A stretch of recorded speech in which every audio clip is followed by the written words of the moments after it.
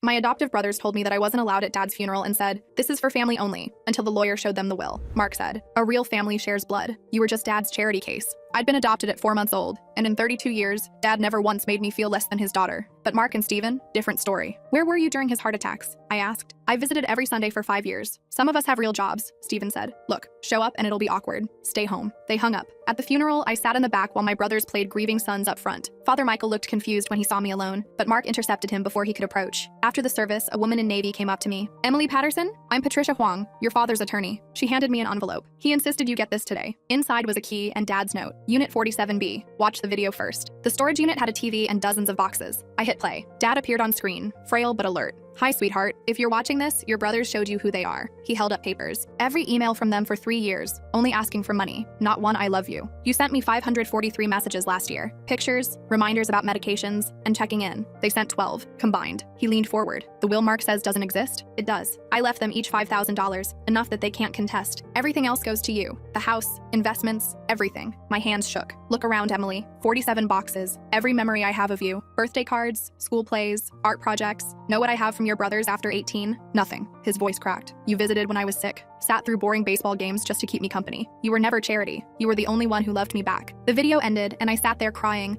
surrounded by boxes labeled Emily's first birthday, Emily's graduation, Emily's wedding. 2 days later, when Patricia sent the official notice, my phone exploded with 43 missed calls from my brothers. Mark texted, "Let's discuss this like family." I responded once, "Family shows up. You didn't." At the will reading, Steven stood up and pointed at me. "She's not his real daughter." Patricia pulled out documents. "Emily was legally adopted in 1992. She has equal standing. Your father distributed assets as he wished." Then she clicked play on a recording of Mark's voice. "Once the old man croaks, we're set for life." The judge threw out their contest in 10 minutes. I kept Dad's house. His coffee mug sits on the counter, his slippers by his chair. Last week, my nephew Tommy knocked on my door. "Mom says I can't be here, but I miss Grandpa. And you." We looked through photos together. "Dad says you stole from us," Tommy whispered. I showed him a picture of Dad teaching me to fish. "Your grandfather gave me these memories. That's all that matters." "He looks happy," Tommy said. "He was," I told him. "He really was." The house appraised for $450,000, but honestly, I'd trade it all for one more Sunday afternoon watching baseball with Dad, sitting in comfortable silence, both of us knowing that family isn't about blood. It's about who shows up.